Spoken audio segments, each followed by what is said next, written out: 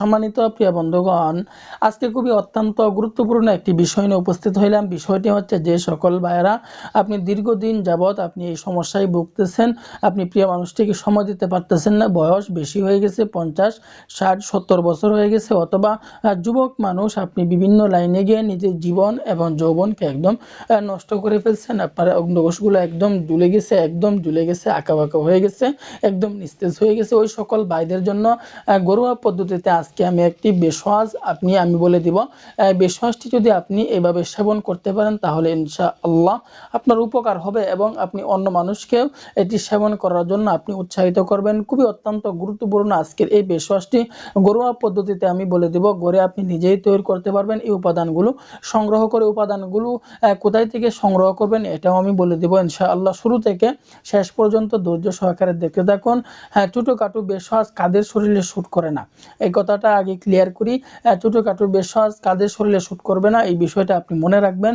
যে সকল ভাইদের 2 বছর, 3 বছর, 4 বছর যাবত এই সমস্যা, 5 বছর যাবত এই সমস্যা নিয়ে ভুগতেছেন, তাহলে কিন্তু আপনার শরীরে ছোটখাটো বেশওয়াজ শুট করবে না। এখন বলতে পারেন যে আমার শরীরে কেন ছোটখাটো বেশওয়াজ শুট করবে না, এই বিষয়টাও ক্লিয়ার করতেছি।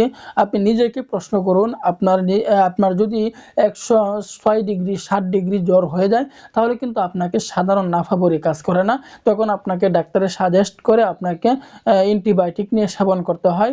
অ্যান্টিবায়োটিক নিয়ে যদি আল্লাহর রহমতে অবশ্যই আপনি সুস্থ হয়ে যান। ঠিক তদ্রূপ আমরাও সাজেস্ট করতেছি, আপনার যাদের ছোটোখাটো সমস্যা আছে তারা যদি সেবন করতে পারেন তাহলে উপকার হবে। আর যদি আপনার সমস্যা বেশি হয়ে থাকে তাহলে আপনার শরীরে এই ছোটোখাটো বেশওয়াজ আপনার মানব দেহে ঢুকাইলে আপনার কোনো কাজ হবে না, বিন্দুমাত্র আপনার কাজ হবে না। ছোটোখাটো আপনার শরীরে শুট করবেন। আপনাকে হাই কোয়ালিটির বেশওয়াজ শরীরে ঢুকাইতে হবে, হাই কোয়ালিটির বেশওয়াজ আপনাকে সেবন করতে হবে। এখন একটা প্রশ্ন থেকেই যায়, প্রশ্নটা হচ্ছে হাই কোয়ালিটির বেশওয়াজ আমরা পাবো কোথায়? হাই কোয়ালিটির বেশওয়াজ যদি আপনি সংগ্রহ করতে চান আমাদের সাথে যোগাযোগ করবেন, পরামর্শ করবেন।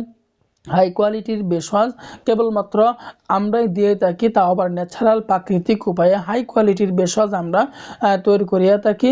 যে সকল ভাইরা আমাদের কাছ থেকে নিয়েছে তারা কিন্তু খুবই উপকার পাইছে, তারা এবং অন্য ভাইদেরকেও তারা এই আমাদের কাছ থেকে হাই কোয়ালিটির বেশওয়াজ নেওয়ার জন্য উৎসাহিত করছে। আপনিও আমি জানি ইনশাআল্লাহ, আল্লাহ তাআলার উপর ইয়াকিন রেখে বিশ্বাস রেখে বলতেছি, আপনিও যদি আমাদের কাছে হাই কোয়ালিটির বেশওয়াজ নেন তাহলে আপনিও অন্য ভাইদেরকে ইনভাইট করবেন নেওয়ার জন্য। খুবই অত্যন্ত গুরুত্বপূর্ণ।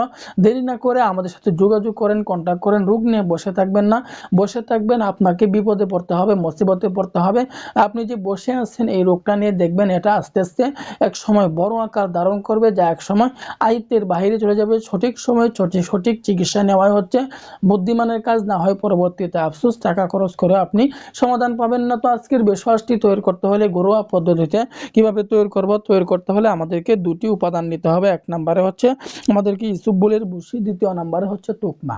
তো আমি আবারও বলতেছি, আজকের বেশওয়াজটি তৈরি করতে হলে আমাদেরকে দুটি উপাদান নিতে হবে। এক নম্বরে ইসুবগুলের ভুসি, দ্বিতীয় নম্বরে হচ্ছে তুকমা।